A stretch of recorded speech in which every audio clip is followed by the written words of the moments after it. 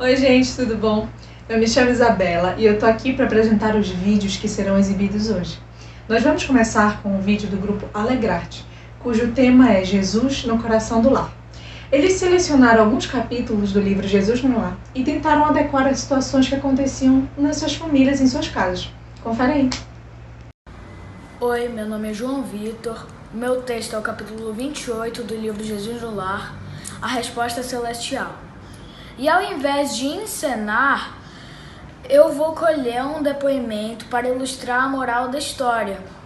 Oi gente, meu nome é Vitória e sobre a minha história do vestibular, desde o ensino médio, meu sonho era cursar medicina. E eu pedia muito para Deus para eu passar no vestibular. E quando saiu o resultado, depois de um ano de muito estudo, eu descobri que o meu nome não tinha saído no listão do estadual. E quando eu fui descobrir por quê, eu vi que eu tinha marcado 6 questões erradas no cartão resposta. E se não fosse essas 6 questões, eu teria passado. Na época eu fiquei muito triste porque eu tive que fazer mais um ano de cursinho. Mas depois de um ano, eu não só passei na estadual, como também passei na federal. E eu que nem ligava pra federal, fui conhecer e acabei me apaixonando. E hoje eu curso federal e agradeço muito a Deus. Tanto pelo ano maravilhoso de cursinho que eu tive, quanto por hoje em dia estar na federal com pessoas incríveis, em projetos incríveis, que talvez se eu tivesse passado lá no início, eu não estaria tão feliz quanto eu sou hoje. Após a leitura do capítulo, pude entender que a verdadeira mensagem que ele quer transmitir é que Deus sempre nos ouve e sempre nos auxilia. Mas não devemos esperar a resposta dele como achamos que ela deve ser, pois os planos de Deus são maiores que os nossos. Oi, eu sou Emanuel e hoje eu venho falar um pouco do capítulo 35 do livro Jesus no Lar. Esse capítulo fala a necessidade de entendimento. A necessidade de entendimento fala que nós não podemos julgar as pessoas pelas suas atitudes que nós achamos erradas, porque elas podem ter algo que lhes incomoda muito e que nós não sabemos. Coisas tristes, dores, sofrimentos que nós não conhecemos, então não podemos julgar. Hoje eu vou também trazer um depoimento da minha mãe e ela vai contar um pouco mais. Oi, boa noite. Vim conversar com vocês a pedido do Emanuel sobre um depoimento nosso de uma situação que aconteceu conosco em 2016, quando nós fomos, 2015, nós fomos morar em Portugal e eu fui fazer mestrado, eu fui estudar mestrado e ele foi comigo, lógico. O pai não pôde ir, ia quando pudesse, né, ia nas férias. Chegando lá, de cara o Emanuel entrou em depressão, apesar de que é preciso 2 meses naquele quadro para se confirmar o diagnóstico. Mas eu sendo psicóloga, eu já percebia, eu já via. Além dele definhando, ele foi perdendo quilos e quilos por semana. Chegamos a passar lá 6 meses e um pouco mais, 6 meses e um pouco mais, aos trancos e barrancos mesmo. Foi muito difícil, porque é uma cultura totalmente diferente, o jeito de tratar as crianças, o modo de encarar as situações emocionais, a questão escolar, a vida escolar da criança.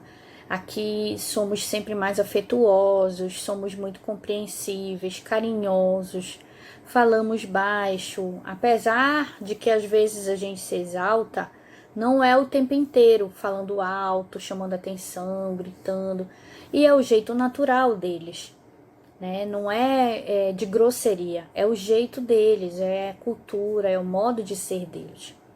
Então, devido a isso, a esse choque, a ter ido só comigo, a ser pequeno, ele era muito pequeno, né, na época, não tanto, não era bebê, mas era 6 anos praticamente, e ele entrou na depressão, não saiu mais, foi ficando muito pior, eu tive que tirá-lo, como lá são 2 turnos, eu tive que trocá-lo de turno, enfim, para ele ficar só pela manhã. Nós tentamos diversas situações para que ele tentasse ficar bem lá, mas nada melhorava, nada resolvia.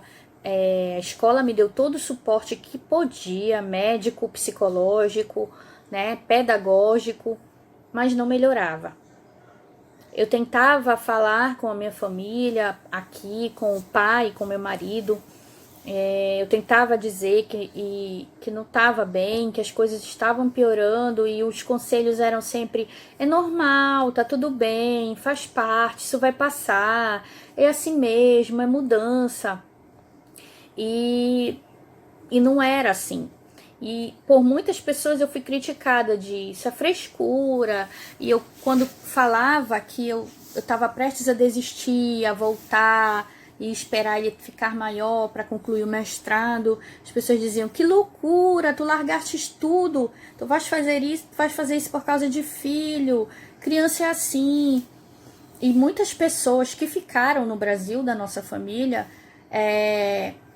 eu acabei voltando, eu desisti, ficou muito grave, ficou muito ruim a situação, ficou realmente inviável ficar lá. Até porque criança não fica fora da escola, não pode, e ele não podia mais, ele não dava conta de se levantar. Então, ele ficar fora da escola era impossível, isso não era aceitar, isso não havia concordância nisso. Então, como? Ele precisaria ficar internado, porque criança nenhuma pode ficar fora da escola. Então, não se trata de depressão em casa. Ele ficava indo para a escola à base de remédio, ou ele não dando conta, ele ficaria no hospital. Então, nessa situação, eu disse: não, eu vou voltar. Eu vou voltar porque no Brasil é diferente. E voltei, e fui muito criticada, muito. Eu chorava muito, tanto lá quanto aqui. Eu me senti desamparada, sem apoio, as pessoas não compreendiam, e eu posso dizer com toda segurança que no máximo 4 pessoas ou 5 realmente se interessavam por saber o que está acontecendo. Como é isso? O que ele está vivendo? O que vocês estão vivendo aí? Como é que está sendo tudo isso? Né? Sem crítica, sem julgamento. Né? Ah, tu tá na Europa, ou então tu vai voltar, sem nenhum tipo de julgamento. Pessoas realmente interessadas em saber. E dessas 5 pessoas foram as que me deram mais apoio, elas todas, para voltar, para respeitar esse momento, entender que às vezes a gente não dá conta. Então eu voltei, e ao voltar fomos alvejados de críticas, né? Largaram tudo, foram para lá e agora voltaram. Foi só fogo de palha. Outros, vai ver que estavam passando necessidade. Outros, que besteira, foram gastar dinheiro, foram só passear. País longe, passagem cara desse jeito. Quanta bobagem, largou tudo para vir para cá de volta, sabe? E na verdade a gente estava vivendo uma situação muito difícil, de muita dor, um sofrimento muito grande, né? Então, o Ser Luz foi um lugar de muito amparo, de muita força, muita força, muita ajuda, sabe? De lá para cá nós nunca mais nos afastamos. A gente pode até faltar evangelização, que às vezes não dá mesmo, mas nunca mais se afastar, não. Através da ligação de internet, eu fui recebendo já auxílio dos amigos da casa, né? E ao voltarmos, foram muitos os tratamentos, muitos os grupos dos quais nós participamos, uns a gente ainda frequenta.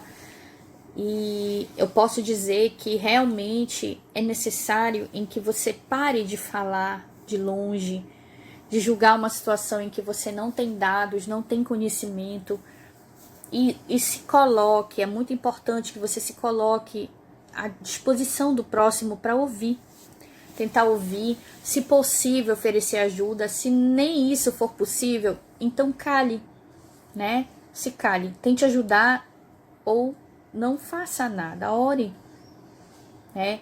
Então fica aqui o nosso depoimento. Eu quero dizer que eu estou muito feliz de compartilhar isso com vocês. Após isso, eu dando depoimento também para sites portugueses, revistas, a gente pode ajudar também muitas pessoas. E eu espero que ajude também, tá bom? Um abraço para todos.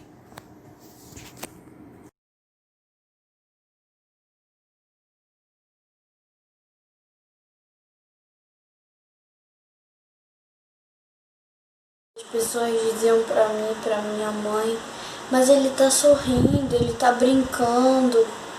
E é por isso que a gente não pode tirar conclusões precipitadas de como a pessoa tá, porque a gente nunca sabe de fato como ela tá se sentindo.